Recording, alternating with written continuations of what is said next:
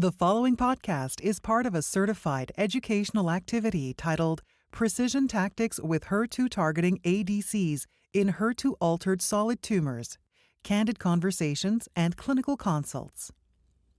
Access the entire activity and complete the post-test at peerview.com/THG860. Downloadable slides and practice aids are also available. Welcome to this symposium here at ESMO Asia, the first day. Symposium that we will talk on precision tactics with HER2-targeting ADCs in HER2-altered solid tumors. And we hope we will have a lot of conversation and interaction. Let's introduce different speakers. On my far right is Dr. Young Lee from Seoul in Korea. In the middle there is Dr. James Yang from Taipei in Taiwan. And I'm Erik van Kutsen from Leuven in Belgium. So a global faculty today. And today we have several goals. During this presentation, we will learn on how HER2-targeting ADCs are expanding treatment options and changing standards in different cancers, including lung, gynae, bladder, GI, and some other cancers. We will learn also that individualized approaches are needed to determine which patients with different solid tumors benefit from HER2-targeting ADCs and how to integrate them in our treatment plans in daily clinical practice. And a third important point is that we want to learn how to maximize the benefits and minimize the risks of HER2-targeting ADCs through thoughtful selecting and sequencing, as well as implementation of strategies to detect and manage adverse events. Let's give some introduction ideas and some introduction and background information. A couple of important aspects on ADCs. They are really new kids on the block. There are many ADCs under development. We have to look at different characteristics of the antigen target, the receptor, at the antibody. We have different antibodies, different characteristics.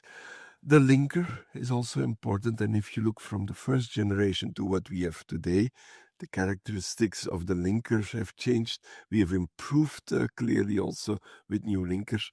And then the drug payload is important also, and I will show you some aspects on this, and you will hear that through the clinical data. And you can read later on also some of the, let's say, challenges, characteristics, properties that are mentioned on the slide. The mechanism of ADCs, the mechanism of action, goes on different levels. There is the antibody engagement leading to payload-independent anti-tumor activity via several mechanisms, including Fc-mediated stimulation of the immune cell and disruption of receptor dimerization. Most ADCs are internalized in tumor cells. And then there is also the membrane-permeable payloads enter neighboring cells regardless of the target expression and can also kill these cells through a bystander effect. So important aspects, and the integration of all these different aspects of the mechanism of action makes the ADCs special and may lead to potential new indications and interesting data. The antigen is also important, and the function of the antigen going from antigen shedding to internalization and recycling of the antigen, and to some aspects on the selective expression on tumor cells is important. And you see on this slide a long list, probably not a complete list, but a very long list already of some target antigens overexpressed in cancer cells, some driver oncogenes, some target antigens in the tumor vasculature. And we have ADCs targeting different of these antigens. And as far as today, not in all regions, but in some regions, some countries, we have targets of approved agents, which are HER2, TROP2, Nectin-4, tissue factor, c-Met, and folate receptor alpha as targets for some of the new agents. And of course, we hope and expect to see more new targets that are non-driver proteins expressed in cancer cells in the future. If you look at the payload, you've seen an evolution over the years. Trends in ADC development during several decades highlight the diversity of approaches with different payload classes. And you can see that there is a sharp rise in increase over the last years with camptothecins and auristatin also recently as the two most frequent classes of payloads. Another important aspect is the drug-to-antibody ratio. And indeed, thank you. And indeed, if you look over the last years, the first generation ADCs, the DAR, as we call it, the drug-antibody ratio was low, 3. But in the more recent studies, a drug-antibody ratio of 8, with, for instance, trastuzumab deruxtecan, is shown, and these drugs have these changing, let's say, properties in this setting. In the future, there's much more to expect thanks to the creativity of researchers, of chemists in this setting. And here you see the evolution from first generation TDM1 to then the next generation with already improvements, as I mentioned, in the linker, cleavable and or chemical labile, and then also in the payload with higher DAR, higher potency, novel mechanism of action. And in the future, we expect to see future direction with different constructions, with bispecific monoclonal antibodies, with dual payloads in this setting, and also with improvements in the linker, which may lead to further improvement in the and further new development in the research for ADCs and prospects for patients also. Of course, it's going to be challenging to implement all these different new technical constructs in clinical practice. We will need to do in-depth and adequate clinical development by experts globally all over the world. Today we will focus on HER2 ADC, trastuzumab deruxtecan. You know that HER2 alterations are found in different types of tumors, different frequency. This slide gives you the frequency of some of the different alterations. Tumor can be HER2 positive as determined with immunohistochemistry, with HER2 amplification, and you can see for different tumors with, for instance, salivary gland cancer, very high expression, but also different gynae tumors, lung cancer, different GI cancers, having a clear relevant rate of HER2 positivity according to the different testing methods. And indeed, it's going to be important to look at these testing methods. We are not yet there, and that was clear also from the poll. You answered that this is a challenge to do testing of HER2 in different tumor types, but also applying the right methodology and for this in this setting for the benefit, the maximal benefit of patients with treated with an ADC. And looking at finally at an important aspect is some of the methodological differences in capturing responses.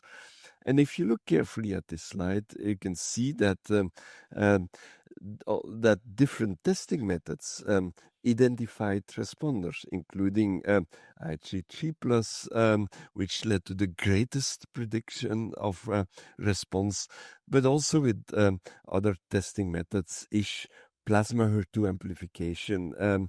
A combination of these different testing methods captures the majority of the responders. And so we will have to learn more on this also in the future. And that's one of the topics also where you will see more data on in the next presentations. I think that's enough as an introduction on the ADC, setting the field, setting from where we come, and setting looking at some of the new evolutions in this setting.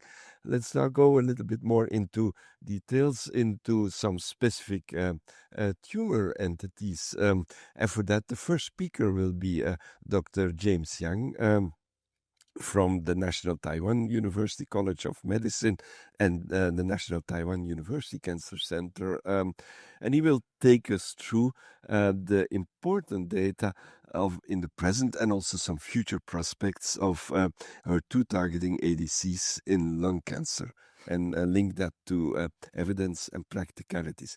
Dr. Yang, the floor is yours. Thank you, Eric. I think after all these introductions, we know that antibody-drug conjugate has become a very important asset for us to treat patients.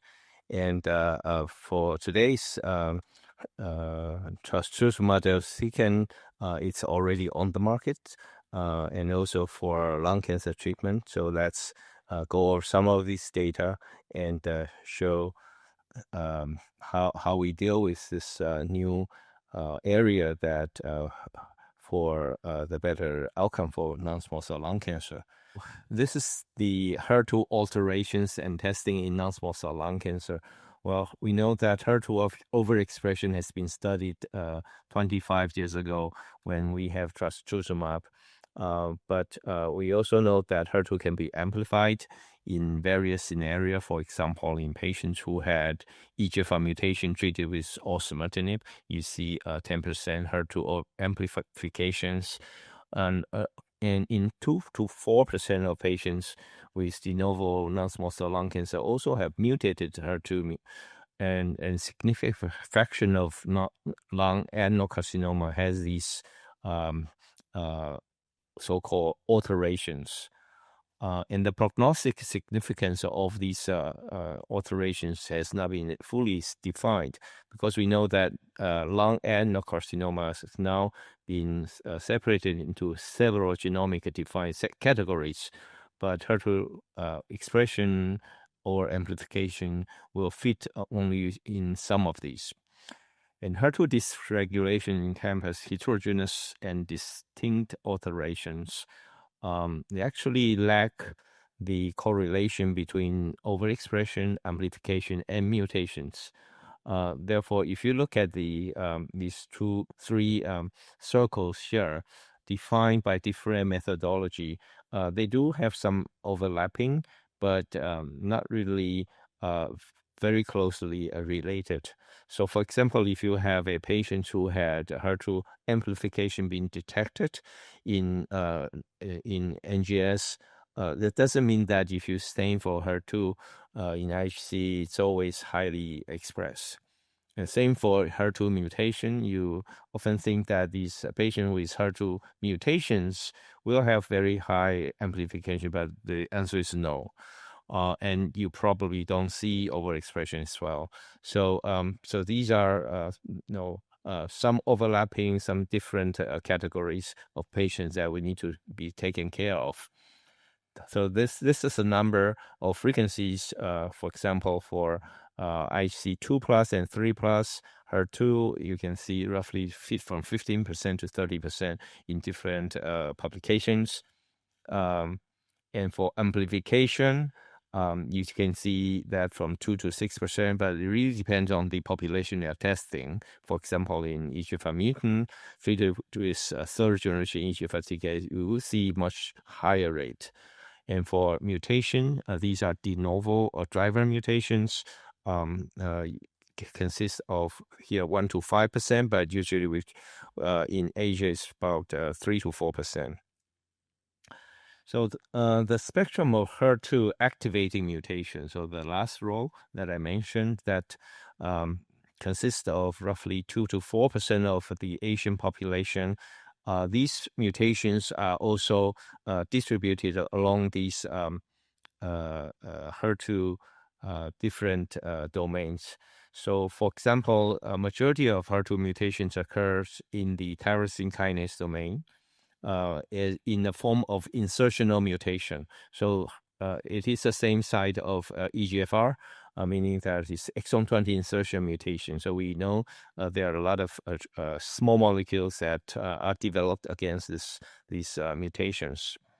But in addition to that, you can also detect extracellular domain mutations, point mutations, and also transmembrane domain mutations, as well as other domain mutations. All these informations can be you can see that in OncoKB.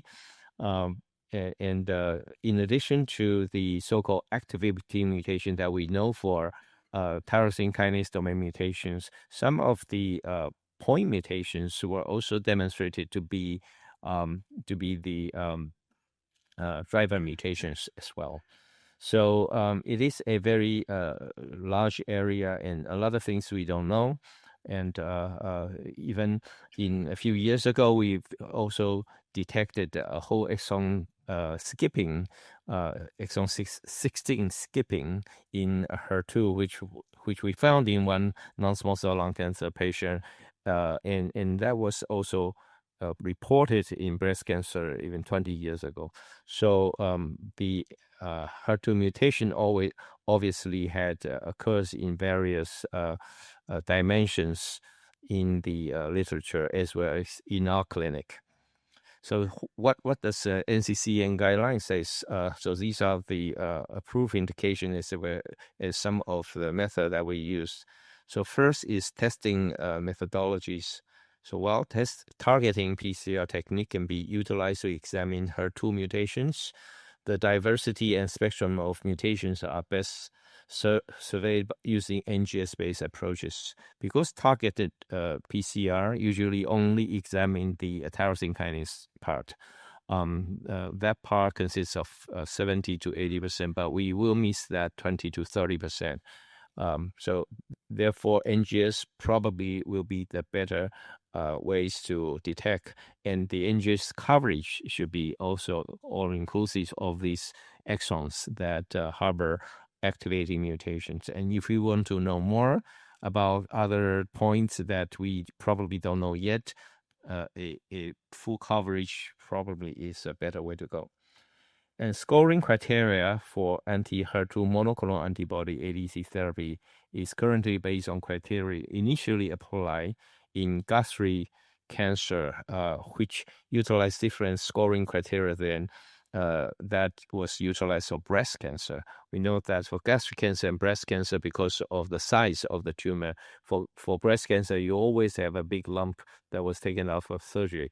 But for gastric cancer, you get a very tiny bite of a biopsy. Therefore, the scoring system for gastric cancer and breast cancer used to be different. And for lung cancer, it is more similar to gastric cancer because most of the biopsy are small, crunched. Therefore, the scoring system were more similar to gastric cancer. So this is first study in lung, called DESTINY-Lung01, or trastuzumab deruxtecan in patient with previously treated unresectable metastatic non-small cell lung cancer, so stage 4 in another word. And there are 2 cohorts that's been studied. In the first cohort, study patient with HER2 overexpression. As you can see here, cohort 1 and 1A. So 1 are those who had HER2 overexpression defined by IHC 3+ or 2+. Remember, the definition is different from breast cancer. And then in cohort 1A, study similar population, but with a lower dose. T-DXd cohort 1 is 6.4 milligram per kg every 3 weeks, and for cohort 1A, 5.4, so lower the dose. And for cohort 2, So these are the patients who had HER2 mutation. So these two cohorts had very different genomic makeups. So in cohort 2, there are two. Cohort 1 is 2, and the other expansion, and both cohorts use 6.4 milligram per kg every 3 weeks. And the criteria was that these patients need to be refractory to prior standard treatment, i.e. Chemotherapy plus minus immunotherapy. The primary endpoint of this study was response rate, and the secondary endpoints were RES. As you can see, these are the pool results of the patients who had HER2 mutated non-small cell lung cancer cohort 2. Very good response at 55%, with a good progression-free survival at 8.2 months, median overall survival of 17.8 months. If you look at the HER2 these are all mutations. Therefore, you can see the full spectrum here, but with different location of mutation. A majority of those are exon 20 insertional mutations. But if you look at the HER2 protein expression, you can see a very diverse distribution here, and it doesn't matter whether they respond or not respond. For example, you have very high expressor here, but yet the response rate was not there. And these are the result for gene amplification. So this will tell you that these patients have very diverse analysis from the biomarkers. And these are the pink ones are those who had prior TKI therapies. Obviously, it doesn't matter whether these patients had prior TKI or not. They can respond or not respond. And this is side effects that were reported by investigator. As you can see that out of these 91 patients in the lung patients, we know that the most important side effect for deruxtecan is interstitial pneumonitis. Therefore, here, although we have grade 3 nausea, fatigue, vomiting, neutropenia, these are sometimes tolerable and treatable. But what's preventing this from using that frequently is pneumonitis. As you can see from Lung 01 study, any grade of interstitial lung pneumonitis was pretty high at 26.4%, and 2 patients actually had grade 5. So but this is also very different from small molecule ILDs, because we know that for small molecules, the ILD occurs very early in the first months or 2. But in this study, or deruxtecan, the ILDs oftentimes occurs quite late. Here, with a median duration of 141 days. That's after 4 or 5 cycles. But with a very wide range from 14 to even more than 1.5 years. Therefore, we need another approach for this HER2 mutation, meaning that 614 probably was a little bit too high to have ILD. We know this is dose responsive to side effects. Therefore, another dose, 5.4, was the study in 02 study.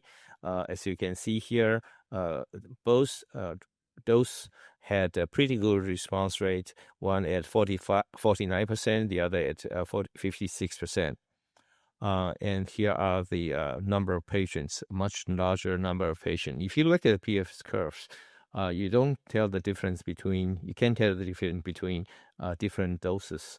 Although numerically, it's pretty skewed. If you really read the numbers, for the median for 6.4 was 15.4 months, and for 5.4 was 9 months. So if you only read this number, you will obviously choose 6.4 as a recommended dose. But if you look at the curve, you know that all these 15.5 months actually were reflecting that the median rests on this plateau. Therefore, a very, very different interpretation. If you have one more patient being progression, this will go down probably to 10 months. So anyway, the dose that was selected was based on side effects, because for side effects, this is much lower for 5.4 out of this 101 patient. Any grade of side effect was much less. And obviously, the ILDs is the one that will determine that 5.4 probably is a better way to go, because with 5.4, your ILD rate will lower down to 5%. And but for ILD management, obviously something that we need to learn when we use deruxtecan for lung, especially because ILD rate seems to be higher for lung cancer compared to other cancers such as gastric cancer and breast cancer. So first, screen, meaning that we need to be aware of these side effects. So therefore, close monitoring of these patients are very, very important. And if there is any doubt, for example, a patient have dyspnea, a lipid dyspnea, or O2 saturation went down, although still in the normal range, but compared to their normal, for example, 98%, saturation should go down to 92. Probably it's the timing to scan these patients. And anything that occurs suspicious on the planned chest X-ray, you probably should go to CAT scan and scan these patients. We also need to minimize other risks, such as concurrent radiotherapies, etc., and also discuss with their pulmonologists. For example, they are experts in ILD diagnosis, or also other infectious diseases diagnosis. Therefore, always discuss with them, work with them.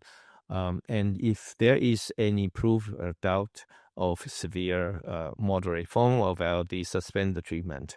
You have to stop the treatment for ILD, and for grade 1, obviously, you can wait. And for grade 2 or 3, sometimes we don't give these drugs to them anymore. Steroids is a treatment of choice, but for deruxtecan, if you give this steroid too late, it's not going to be reversible.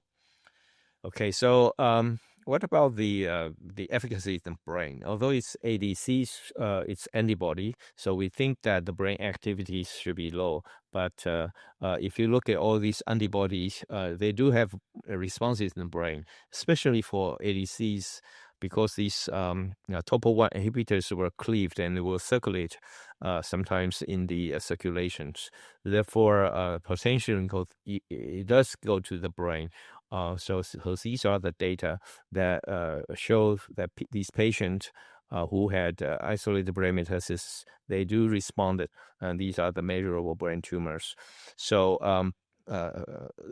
therefore, if the patient had brain metastasis, treated or not treated, do not exclude them from the treatment, because potentially these patients can also respond to the treatment.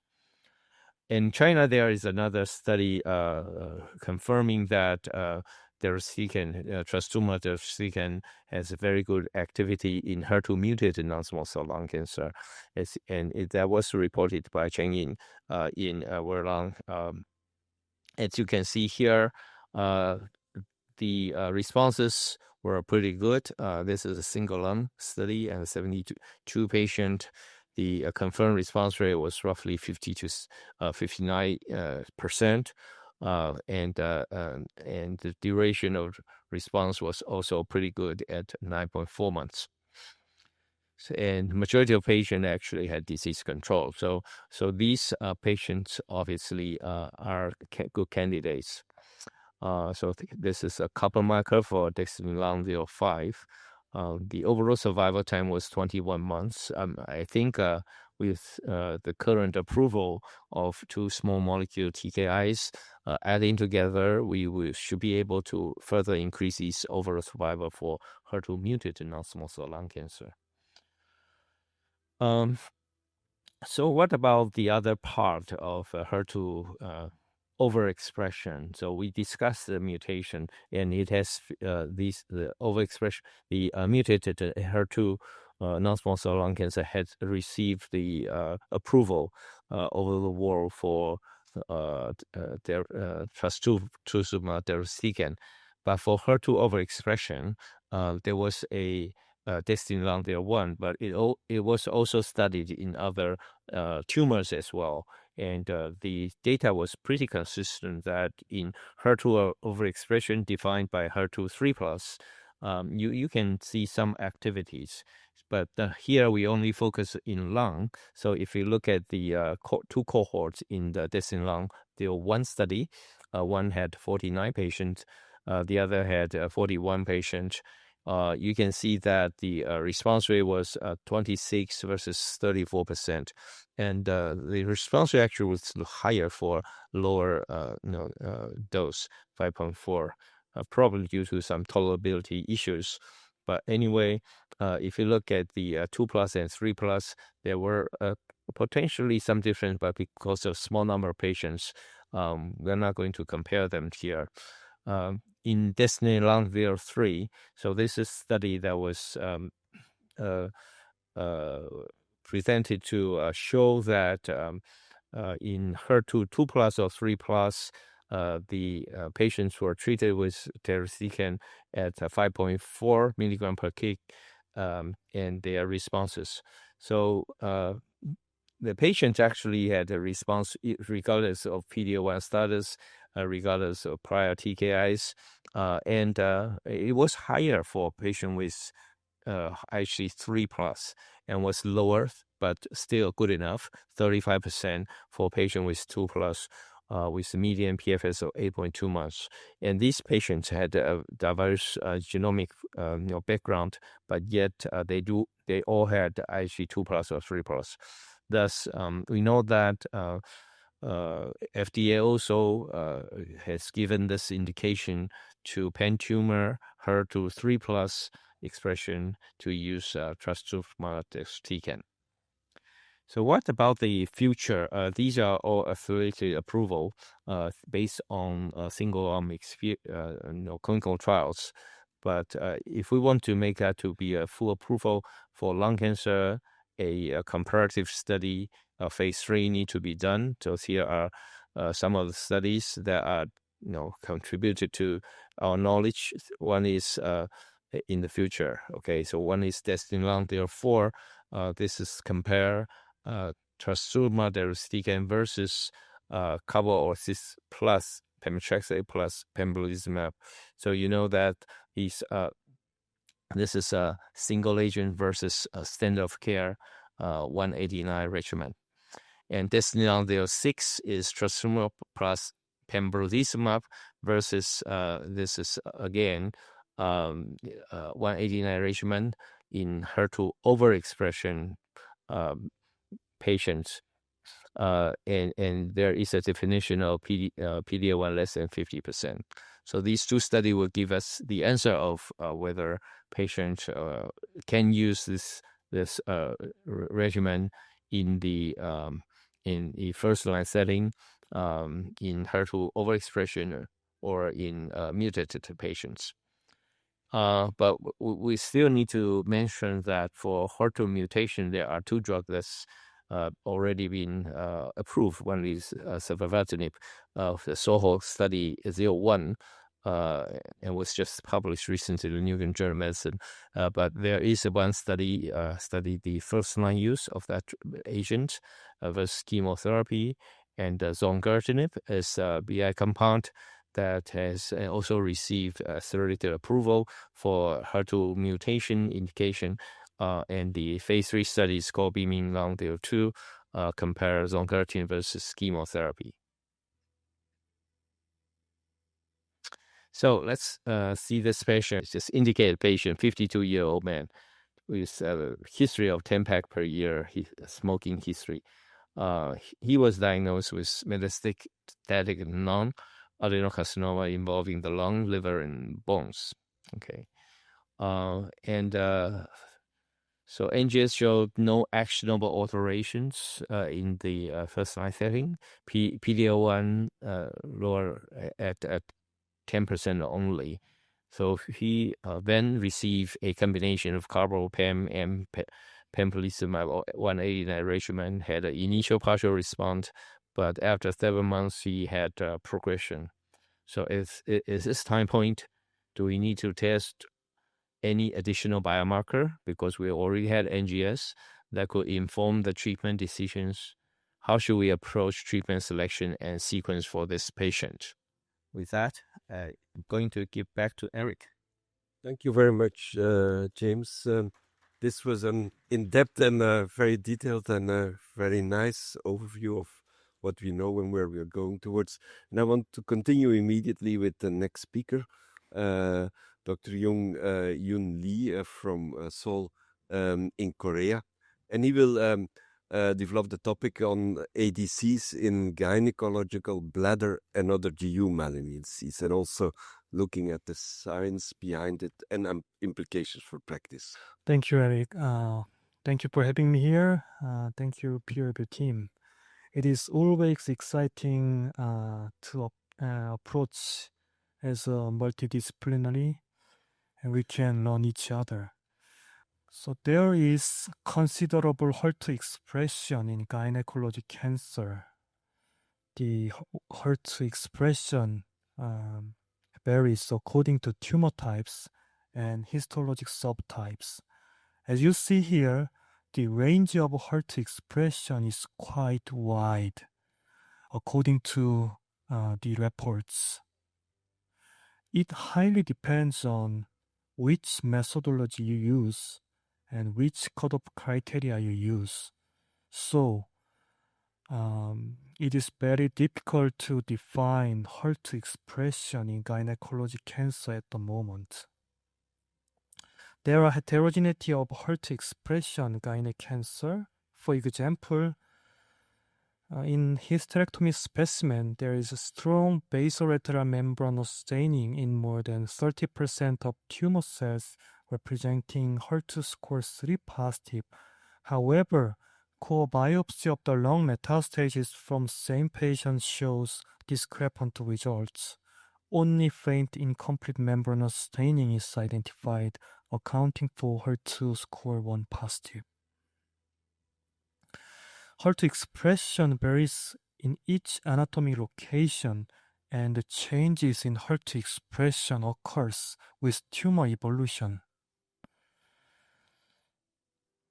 I would start from DESTINY-PanTumor 02 study, T-DXd in HER2 expressing solid tumors. Key inclusion criteria was HER2 expression, IHC 3 positive or 2 positive, local test or central test by Hercept. If local test was not feasible, ASCO-CAP gastric cancer scoring was applied for central testing. There were 7 cohorts treated with T-DXd 5.4 mg per kg Q3 week. Each cohort has 40 patients. Primary endpoint was confirmed objective response rate. The result from final analysis was reported last ESMO.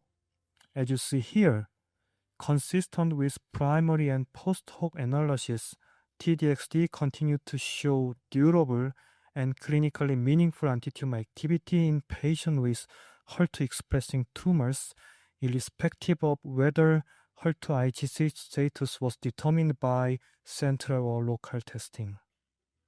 In all study population, 37.5% objective response rate, 61.3% of objective response rate in HER2 3 positive. So T-DXd showed clinically meaningful antitumor activity in HER2-expressing tumors, both in HER2 IHC status by central testing and HER2 IHC status at enrollment, which allow local testing.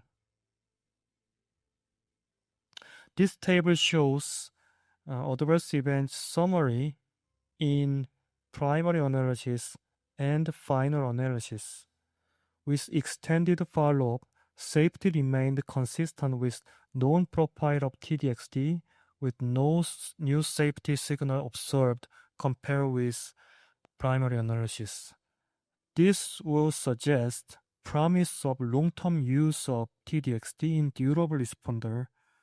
We don't know yet how long we use T-DXd or when we do discontinue T-DXd in gynec cancer as well as other tumors.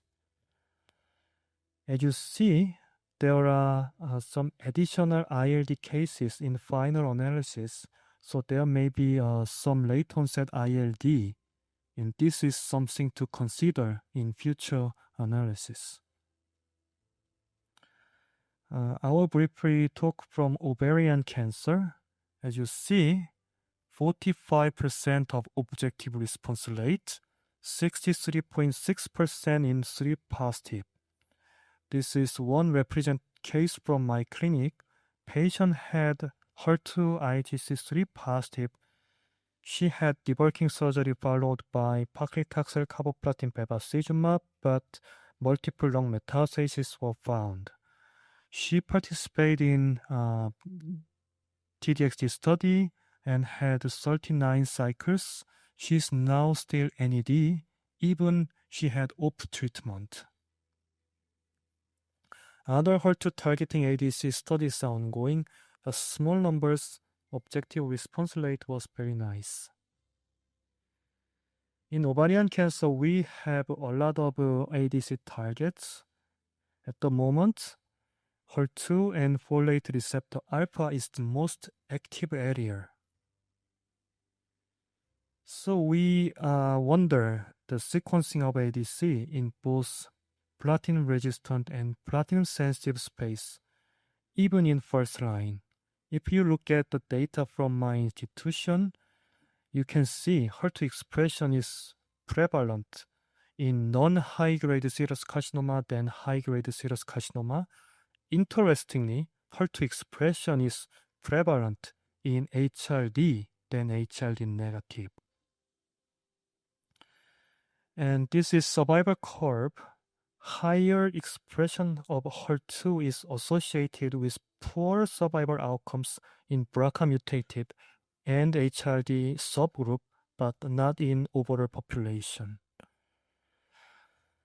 So you may want to know how overlapping these two targets are. Fortunately, there is not much overlap between two targets. So 9.4% of patients had both folate receptor alpha high and HER2 2 positive and 3 positive. In patients with folate receptor alpha high, HER2 3 positive is not common. And we are exploring the efficacy of patients who had folate receptor alpha ADC and HER2 targeting ADC as patients had both targets. This is just hypothesis generating. It's a very limited experience. But as you see, folate receptor alpha targeting ADC with tubulin inhibitor payload followed by HER2 targeting ADC with top 1 payload may be fine, may be okay. However, vice versa may not work. So, and you also, we also want to know the efficacy of T-DXd in HER2 low patient. So part 2 is ongoing. There are 5 cohorts with 3 gynecology cancer cohorts with HER2 IGC 2 positive and 1 positive.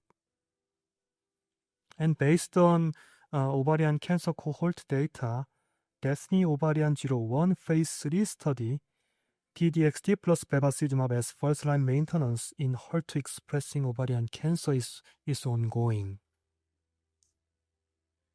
And this is a choice study, T-DXd in recurrent ovarian cancer that progressed on prior PARP inhibitor. Even in platinum-sensitive setting, this study compares T-DXd plus bevacizumab versus platinum-based chemotherapy plus minus bevacizumab, which is standard of care at the moment. So REST study is T-DXd for HER2-expressing rare high-grade epithelial ovarian cancer. So this is single-arm study to explore the efficacy of T-DXd. Now moving to endometrial cancer. The endometrial cancer cohort's ORR was 57.5% and 84.6% in 3 positive. This is a representative case. Patient had HER2 IHC2 positive. She had surgery followed by chemotherapy but recurred. And then she had second-line T-DXd for 50 cycles. She is also now NED, even she discontinued treatment per her request. There is no consensus of HER2 expression measure in gynec cancer, so there are another method to measure HER2. This is ASCO-CAP breast algorithm, which was applied for endometrial cancer clinical trial with trastuzumab to paclitaxel carboplatin, which was endorsed by ANCC in 2019. So pathology evaluation of tumor HER2 protein expression and gene amplification is a critical part of therapeutic decision-making for trastuzumab, but this algorithm cannot be applied to HER2 targeting ADC at the moment because DESTINY-PanTumor 02 study use gastric score algorithm.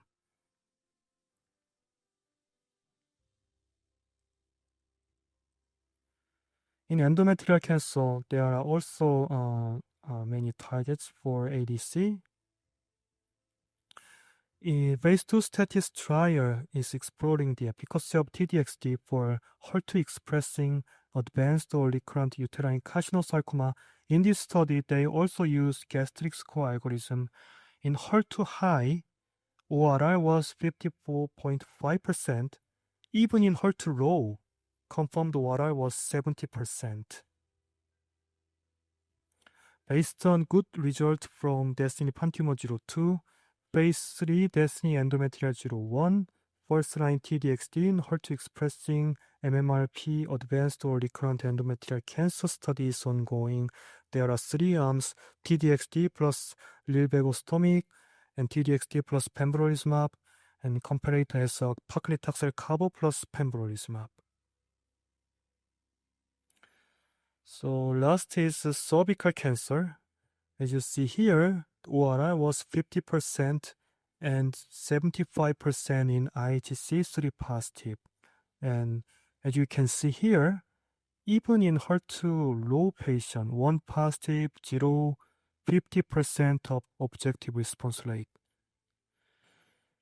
This is representative case. She had HER2 3 positive, and she had chemotherapy but had multiple lung metastasis and bolt recurrences. She participated in T-DXd trial and got 44 cycles of treatment. She had complete remission and she is now NED. She discontinued treatment because she had late onset ILD, but after discontinuation, ILD was resolved. In cervical cancer, there are another target like tissue factor, TROP2, B7H4, and other things. So last part is bladder cancer. So as you see here, median PFS in 3 positive was 7.4 months, and overall survival was 13.4 months. Phase 3 RC48 C16 first-line disitamab vedotin plus toripalimab versus chemo in HER2-expressing locally advanced or metastatic urothelial cancer. The key eligibility criteria was HER2 expression and randomized 1-to-1. The experimental arm was disitamab vedotin plus toripalimab, and comparator was gemcitabine plus platinum. There was dual primary endpoint PFS by BICR and OS. this is survival curve. As you can see, the left PFS curve, clinically meaningful reduction in the risk of progression or death by 64% with disitamab vedotin plus toripalimab. PFS benefit was consistent across all pre-specified subgroups. In right overall survival curve, clinically meaningful reduction in risk of death by 46% with disitamab vedotin plus toripalimab. Overall survival benefit was also consistent across all pre-specified subgroups. So this is adverse event profile. Incidence of grade 3 and higher TRAEs was 55.1% with experimental arm, but 86.9% with chemo. So before wrap up my presentation, just let's consider a case. So this patient is 64-year-old woman, present with a 6-month history of vaginal bleeding and abdominal pain. She's diagnosed with metastatic uterine papillary serous cancer involving intraperitoneal spread, lymph node involvement, and lung metastasis. Her performance status is 1. There are no contraindications to standard therapy. IH is sent for her diagnostic biopsy. She has absent TP53 staining and is HER2 positive. PC confirms amplification with HER2 ratio more than 2. She was MMRP. She is treated with paclitaxel carboplatin and trastuzumab 6 cycles with complete remission, followed by trastuzumab maintenance for 18 months, but has now recurred with measurable mediastinal lymphadenopathy. So there are many things to consider and discussion point in this patient. So does she need a repeat biopsy of the recurrent lesion to access HER2 again? Because I showed that the HER2 expression is quite dynamic during tumor evolution. And second thing is, are there other tests we should order in these recurrent endometrial cancer patients? And what are the treatment options based on this diagnosis and other considerations? Okay, yeah. Thank you for listening.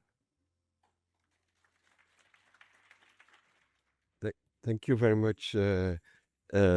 Lee, for this nice presentation on different tumor types. And I will continue with some data on GI cancer, starting with gastric and then looking in some other data in other GI cancers also that we had recently. Let's look at the data and what do we know. Indeed, the DXd was studied in the beginning. The first study was the DESTINY-Gastric 01 study, which was done in East Asia. And then later on, we did a study in Western patients, US and Europe. DESTINY-Gastric 01 was a study in second-line or third-line patients. And there was a randomized study, 2-to-1 randomization. T-DXd was clearly more active than standard chemotherapy these days in HER2-positive patients. Hazard ratio for survival in this study was 0.59. You can see 40% of patients had an objective response. In Western patients, DESTINY-Gastric 02 was a non-randomized study in 79 patients, but with an overall response rate of 42% and quite long duration of response in those patients who responded. Duration of response just over 8 months, and interesting survival data in this non-randomized study. So clearly showing the activity, and based on these data from DESTINY-Gastric 01 and 02, different T-DXd was approved in different regions across the world. Recently, at the last ASCO meeting and with updates at ESMO GI and ESMO, we had the data of the randomized phase 3 study, DESTINY-Gastric 04, which randomized patients with HER2-positive gastric or G-junction adenocarcinoma with the criteria IHC 3+ or 2+, followed by positive ISH test between, at that moment, the standard treatment, ramucirumab paclitaxel, versus trastuzumab deruxtecan. Patients all had a new biopsy, and I didn't mention that in DESTINY-02 study, patients also all had a biopsy again to reconfirm that they still had HER2-positive gastric cancer. This was done also in this study, in the DESTINY-Gastric 04 study. Primary endpoint was overall survival. And as we've shown at ASCO and published in the New England Journal of Medicine, the trial showed that there was a significant, statistically significant and clinically relevant survival benefit in favor of trastuzumab deruxtecan compared to ramucirumab paclitaxel in these HER2-positive patients. Hazard rates of 0.7 in the study, and a median survival in patients treated with trastuzumab deruxtecan close to 15 months, 14.7 months to be precise in the study. Also looking at other endpoints of activity, progression-free survival was better with a hazard ratio of 0.74, and 44% of patients had an objective confirmed response when treated with trastuzumab deruxtecan in second line, while this was the case in 29% of patients with ramucirumab paclitaxel. Duration of response was also longer, and disease control rate was clearly higher with T-DXd compared to ramucirumab paclitaxel, confirming the data that we had from the earlier studies. But this was a large randomized phase 3 study with around 500 patients being included in this DESTINY-Gastric 04 study. Safety, no new surprises. Most common drug-related treatment emergent adverse events with trastuzumab deruxtecan included fatigue and GI and hematologic adverse events. With ramucirumab paclitaxel, they included fatigue, neuropathy, and hematologic adverse events. And if you look at some AEs of special interest, the incidence of cardiac toxicity, left ventricular dysfunction, was similar between both arms. There were some patients with in the trastuzumab deruxtecan arm who had an interstitial lung disease or pneumonitis, but they were mainly low grade. In total, there were 13.9% of the patients who had that, but mainly grade 1 and 2, as you can see, and with no grade 4 and 5 in this study. We've seen some other data from China also. DESTINY-Gastric 06 study was a non-randomized study with trastuzumab deruxtecan, and that's consistent in the different gastric cancer studies, 6.4 milligrams per kilogram every 3 weeks.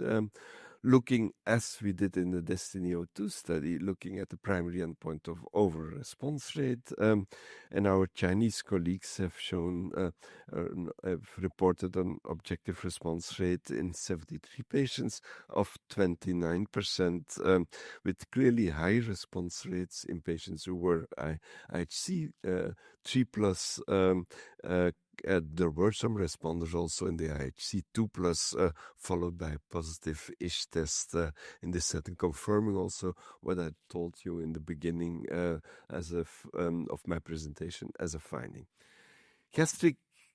DESTINY-Gastric 03 is a phase 1b/2 study, different arms, evaluating the activity of trastuzumab deruxtecan in combination with either chemotherapy or and that was capecitabine or pembrolizumab also. different doses, as you can see. T-DXd in this combination regimen with 5-FU or capecitabine with of a dose of 6.4 milligrams, also in combination with pembro. And then arm F was an arm with T-DXd at a dose of 5.4 milligrams per kilogram every 3 weeks in this setting. This is a phase 1b study, but it showed us some interesting data in this study. It's clear that this combination of trastuzumab deruxtecan, fluoropyrimidine plus pembrolizumab was active. You can see the waterfall plots, quite nice waterfall plots, impressive waterfall plots. And if you look on the right side, and consistent what we have seen in lung cancer, also with the lower dose of T-DXd at 5.4 milligram per kilogram, the lower dose than what we usually use in monotherapy in gastric cancer. With this dose, in combination with 5-FU or capecitabine plus pembrolizumab, 75% of patients had an objective response, and there was clearly a high response rate in as well the IHC 3+ as a 2+, followed by a positive ISH test in this setting. There were clearly also responders in the higher dose, but the response rate was a bit lower, and that's not randomized, but was a bit lower, reflecting probably the better tolerance of the lower dose on the right side, as we have heard earlier on in this study. And that is shown here in this on this table, the manageable safety profile of T-DXd 5.4 milligrams per kilogram in combination with reduced dose also of fluoropyrimidine and in combination with pembrolizumab in this setting. And at this meeting, there's a poster presented by Yelena Janjigian from Memorial Sloan who reports in a poster on this arm 2F, some updates with duration of response with this triple combination, which is quite long, more than 12 months. Overall survival updates in this study. And again, it's a small study, but interesting overall survival data with close to 16 months overall survival and no new cases of drug-related ILD pneumonitis events in this update. There's much more to come. Several other studies are ongoing in GI cancer and in gastric and G-junction cancers.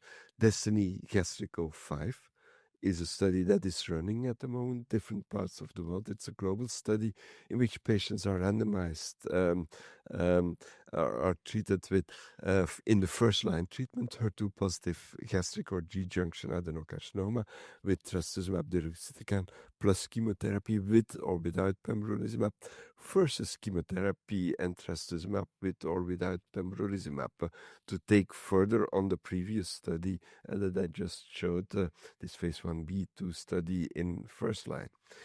The Artemide Gastric 01 study is a study with a bispecific antibody, rilvegostomig, you heard about that antibody earlier, in combination with trastuzumab and fluoropyrimidine versus pembrolizumab with trastuzumab and chemotherapy.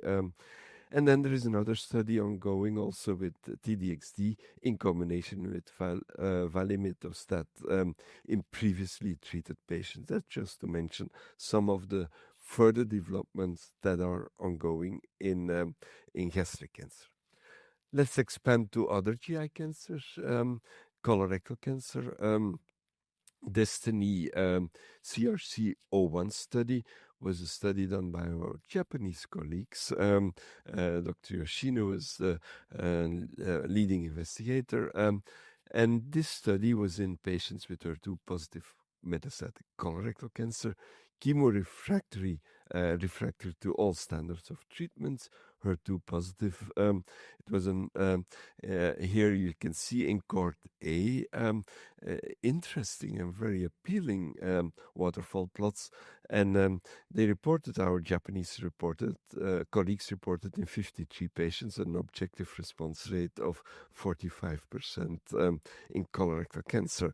And looking at these data in this study, also there were different cohorts in this study, patients with classic strong HER2 positive criteria, and then also patients with weaker HER2 positivity, defined as the green one, the middle curve, IHC 2 plus negative ISH test, and even a cohort with IHC 1 plus. You can see that there was clearly better activity, longer progression-free survival rates, longer overall survival in the patients with IHC 3 plus or 2 plus followed by positive ISH test. And looking also in the data for survival, again non-randomized data, but on top of the 45% objective response rates, our Japanese colleagues reported an overall survival of more than 15 months in this setting. DESTINY-CRC 02 study was a study looking at different doses, 5.4 milligrams per kilogram or 6.4 milligram per kilogram. In this study, they initially reported primary analysis, then later final analysis. And what was interesting is clearly that there was activity, and the activity seems a bit higher in patients with 5.4 milligrams per kilogram compared to the 6.4 milligrams per kilogram, again endorsing some of the aspects that we said are being explained by some safety aspects, but clearly interesting data in this study. And looking in different subgroups, and again, we don't have to do an overinterpretation of that because subgroups become small, but I see 3 plus patients at a higher response rate compared to the 2 plus and positive ISH patients.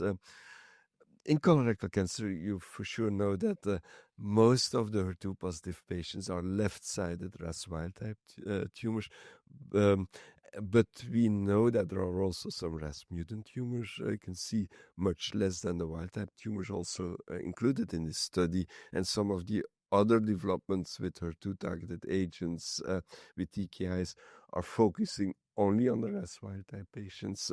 But you can see that also in RAS mutant patients, HER2 positive, there was activity of trastuzumab deruxtecan in this study. And based on these different data of DESTINY-CRC 1 and 2, at least the FDA also approved trastuzumab deruxtecan for HER2 positive chemorefractory colorectal cancer patients. Some other data focusing on GI cancer, and that comes then from DESTINY-PanTumor 02 study. Please follow with the numbers. This PanTumor study had a cohort of patients with biliary tract cancer, and we know that they also can overexpress HER2. And looking in this study also, there was clear activity. There were clearly patients with an objective response also. When looking at this setting, and you can see 56% of the patients with numbers are small, but 56% of the patients with an IHC 3+ bile duct cancer, biliary tract cancer, HER2 positive, had an objective response when treated with trastuzumab deruxtecan in this setting. New evolutions are ongoing, also in bile duct cancer, HER2 expressing BTC. There's a study ongoing, for instance, with randomized study with patients with HER2 expressing tumors. A large study, more than 600 patients are planned to be included in the study with standard treatment in first-line treatment, gemcitabine cisplatin plus durvalumab, and randomization towards trastuzumab deruxtecan, or the combination of trastuzumab in combination with bispecific antibody rilvegostomig in bile duct cancer. Let's end with also a case in this before, and we do some question and answer session. This is a 65-year-old man who presented with mild dysphagia for several months, 5 kilos weight loss. His primary care physician requested an upper GI endoscopy, which showed a tumor at the G junction. Biopsy showed a moderately differentiated adenocarcinoma, which was on testing HER2 positive, IHC3 plus, and a PDL CPS score of 7. Patient had on CT scan few liver metastases, a large gastric, a large nodal mass also between the stomach and the liver, and a thickened G junction was seen. He was started with a treatment based on Keynote 811 in first line with Volfox trastuzumab plus pembrolizumab. His baseline dysphagia improved. He gained weight, and his first scan at 2 months showed the regression of the metastasis, the lymph nodes, and the thickening on the scan. He remains well under treatment until 8 months into treatment, when the scan shows an increase in one of the liver metastases, and he develops again, and he becomes more symptomatic again with mild dysphagia. There are, of course, discussion points, and in a case like that, we can discuss a long time whether we should do a new biopsy or not. This was mandated in DESTINY-02 study, in DESTINY-04. This was not in DESTINY-01 study in this setting. So just as one of the points, this is not mandated by the authorities who approved the drug in this setting. Also, assuming the patient receives T-DXd, what safety, how will you look at that, at some of the adverse events, the ILD that may occur, which measures do you take? So there are many important and interesting topics to be discussed in this setting and to be learned, and in this setting for the practicing clinical oncologist. Let's have some questions. Hi. Thank you for the talks. I'm Yohei Arihara from Japanese Foundation for Cancer Research Hospital. I'd like to ask you, Dr. Lee, about the sequential use of FR-alpha ADC and HER2-targeted ADC. You mentioned about the one order is good and another one is not good. Are there any kind of preclinical data or something that... Yeah, thank you for asking the interesting question. I would say that my assumption is based on very limited experience, but we can infer from other tumor types like breast cancer. So payload top 1 inhibitor, if they have a resistance mechanism that affects a more wide range of resistance, that means other chemotherapeutic agent does not work. So that is based on the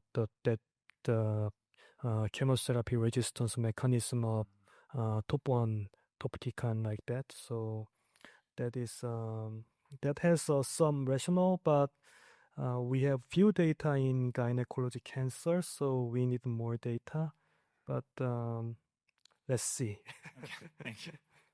Another question in the room? Thank you. I have 2 questions. I am Razif, oncologist from Malaysia. First question to all the panels. Dr. Lee mentioned about how dynamic the HER2 status is. Does patients who are HER2 negative at the start, on progression, do they ever become positive? And the second question is to Dr. Eric, to Prof. Eric, sorry. How do you treat stage 3 HER2 mutant colorectal cancer? HER2 positive. Maybe you can Yeah, address the first question. So as you mentioned, the HER2 expression is quite dynamic in gynecologic cancer. So even patient with initial HER2 0, but the HER2 is kind of resistance mechanism. So some of patients develop HER2 expression, but it is very rare from 0 to 3 positive. But 0 to 1 positive or 2 positive is quite common in gynecology cancer from my observation. So I would say that the HER2 expression is quite dynamic with tumor evolution and anatomical sites such as lymph node or peritoneum is a quite different situation. So I would recommend you need to check the HER2 status if patient have recurrence, because we have option of T-DXd. And the other thing to consider is DESTINY-PanTumor 02 study. The part 2 is ongoing. So they include HER2 1 positive and 2 positive in patients. So we will see the responses of HER2 low gynecologic cancer patient like breast cancer. And the other question was on stage 3 gastric cancer, HER2 positive. Colorectal, stage 3. Yeah, mutant. Well, we don't have so many data. HER2 mutant colorectal is extremely rare. In this setting, we don't have so many data. In stage 3, that was your question, there are no data of HER2-targeted therapy in stage 3 colorectal cancer. The same was in gastric cancer, even stage 3.